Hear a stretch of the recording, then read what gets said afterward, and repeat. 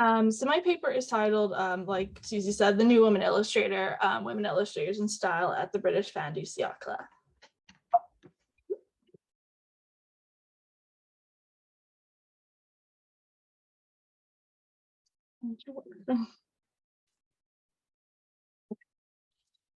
In the December 1893 issue of The Studio, an illustrated magazine of fine and applied art, the periodical published an article on illustration from the Birmingham School of Art. In this article, women such as Winifred Smith and Florence May Rudlin are featured equally alongside men such as Sidney Heath. Both male and female students, the article notes, have a vast range of recent publications to their name. The subsequent year, The New Woman was named by the writers Sarah Gran and Ouida in a pair of North American Review articles.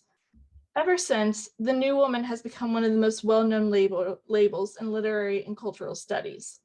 Although The New Woman of the literary realm was scrutinized by writers and mocked in the pages of Punch and similar periodicals, for real women, the New Woman feminist ideal also increased the visibility of women seeking professionalism and agency in the public sphere of work.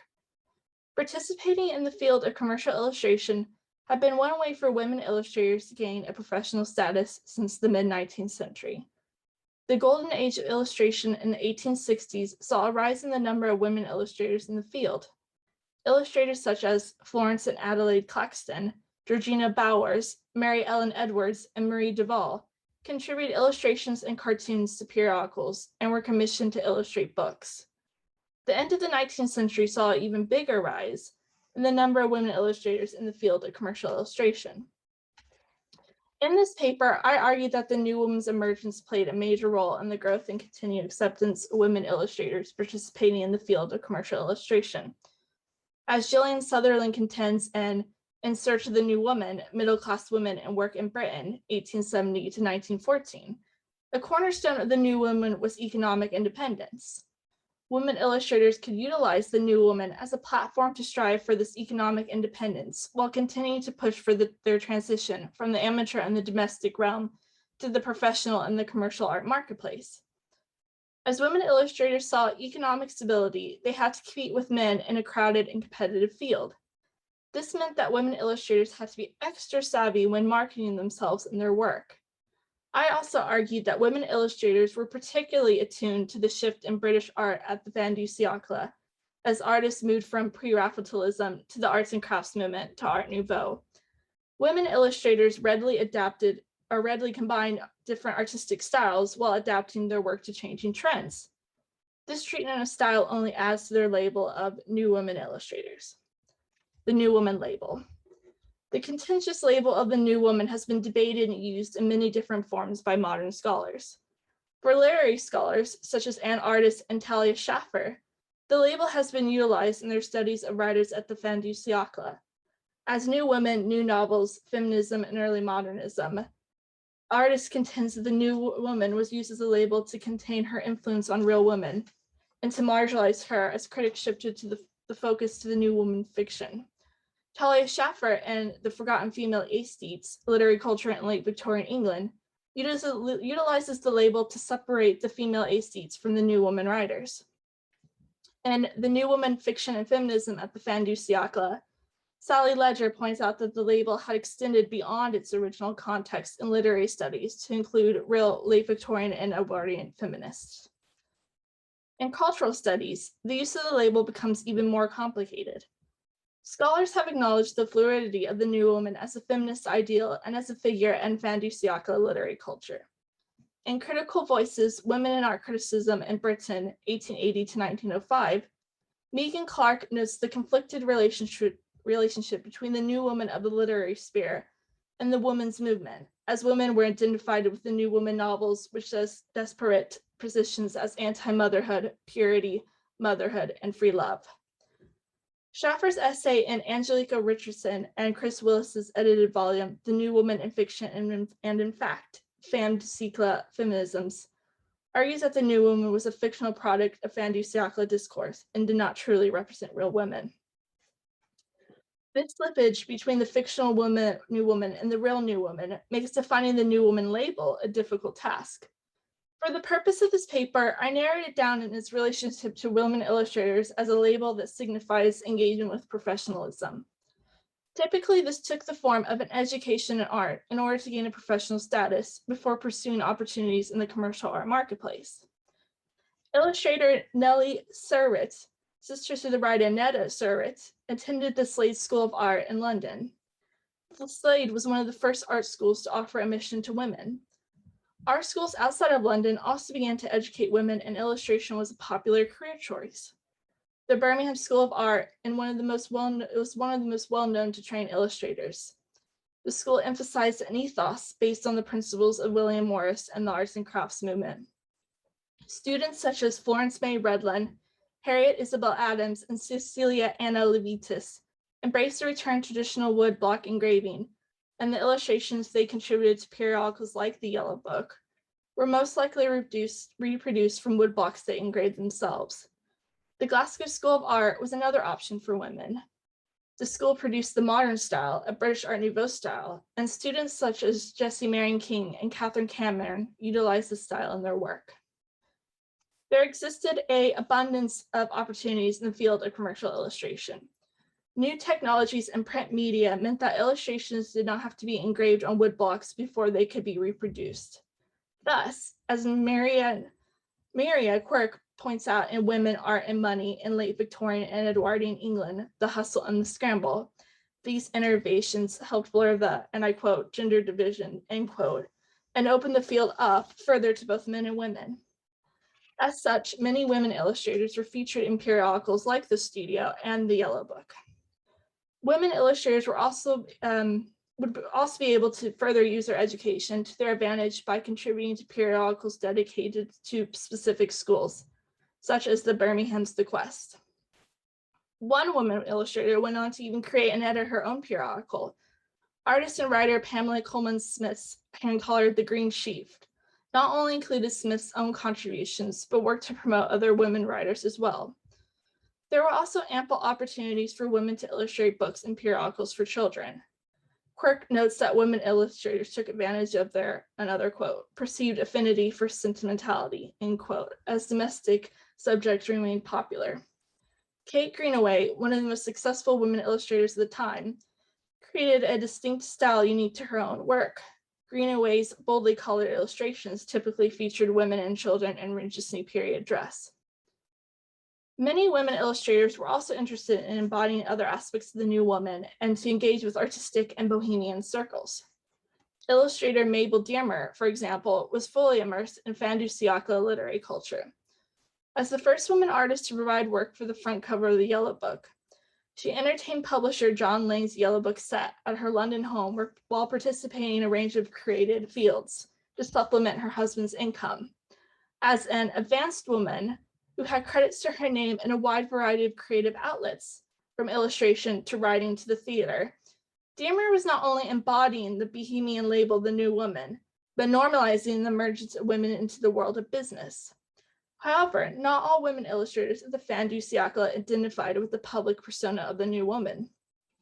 Kate Greenaway established her studio away from the hustle and bustle of bohemian London as part of a marketing strategy that focused on her reputation as an illustrator of children's books. Regardless of their personal lives, women illustrators who chose to participate in the field of commercial illustration were advanced women. As Quirk contends, the nature of commercial illustration and women's participation in the field meant that these artists were, and I quote, were rewarded with the benefits of professional status, occupational and economic stability, the respect of their industry peers, and authority within the field, end quote. Many women illustrators at the fin du siècle created work within the pre-Raphaelite style, such as Florence Harrison and those educated at the Birmingham School of Art. However, women illustrators also combined elements of pre-Raphaelism with motifs of Art Nouveau. Illustrators such as Florence May Redlin, Cecilia Anna Levitas, and Nellie Surratt are just a few examples of women illustrators who combine styles in their work. Another facet of women illustrators of the fin du siècle is their interest in changing trends in order to stay relevant in a vast market. Several women illustrators were influenced by their more well-known colleagues, Kate Greenaway and Aubrey Beardsley. Greenaway's work was particularly popular in the 1880s and at the beginning of the 1890s. The Greenaway School, and I put quotes in that, produced many illustrators who were keen to replicate Greenaway's success with their own work. Illustrator Mabel Dearmer was specifically inspired by Beardsley and his style of Art Nouveau. Women illustrators trained at the Glasgow School of Art, such as Catherine Cameron and Jessie Marion King, were more interested in the work of their colleagues, such as painters Margaret and Frances MacDonald. In this first example by Florence Harrison for Netta Surratt's Godmother's Garden, Greenaway's style is evident. Birmingham School student Florence May Rudlin also utilized Greenaway's style in her illustrations for the Fairchild family. However, this example also includes an innate border done in the Art Nouveau style, argues Simon Cook. Rudlin used Art Nouveau elements in her other illustrations.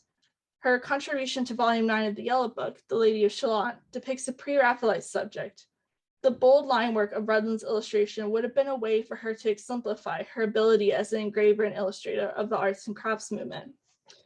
However, Simon Cook contends that Rudlin uses the bold line of Art Nouveau to portray the threads of the lady's loom wrapping around her body. Another Birmingham School student, Celia Anna Levitas, also features Art Nouveau motifs in her illustrations. Levitas's work did largely remain in the style of pre-Raphaelism, as seen by the figures in her illustrations for Turkish fairy tales and folk tales, argues Rebecca and Mitchell. However, Levitas's contribution to Volume 9 of the Yellow Book, A Reading from Herrick, includes a bold daffodil in the foreground of the composition. Simon Cook contends that this flower is an element of Art Nouveau. The line work in Levitas's illustration is also reminiscent of the work of Aubrey Beardsley.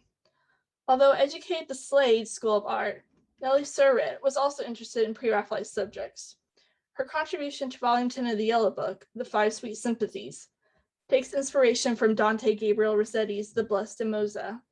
However, in her illustrations for his sister Netta's The Garden of Delight, Nellie features Art Nouveau motifs throughout, as seen in the elaborate dress of the female figure in this example. Women illustrators were also especially influenced by the work of Aubrey Beardsley. Mabel Dearmer, the only woman illustrator to contribute to Beardsley's The Savoy, utilized Beardsley's Art Nouveau style in her own work. Her illustrations for Evelyn Sharp's Wymps and Other Fairy Tales, published by John Lane's The Bodley Head, exemplify her use of bold line and large areas of flat color. Dearmer's work is also reminiscent of the Japanese woodblock prints that inspired Beardsley. This is particularly evident in her illustrations for two children's books that she wrote herself, Roundabout Rhymes and A Noah's Ark Geography.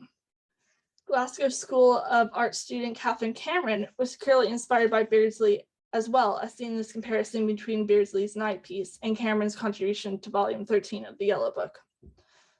And lastly, fellow Glasgow School student Jessie Marion King was more inspired by modern style, a British Art Nouveau style associated with the Glasgow School of Art. The work of Margaret and Frances MacDonald, with their thin female figures and unique elements of Art Nouveau, was inspiration for Jessie Marion King's work, as seen in her illustrations for William Morris's The Defense of Guinevere and Other Poems, published by the Bodley Head.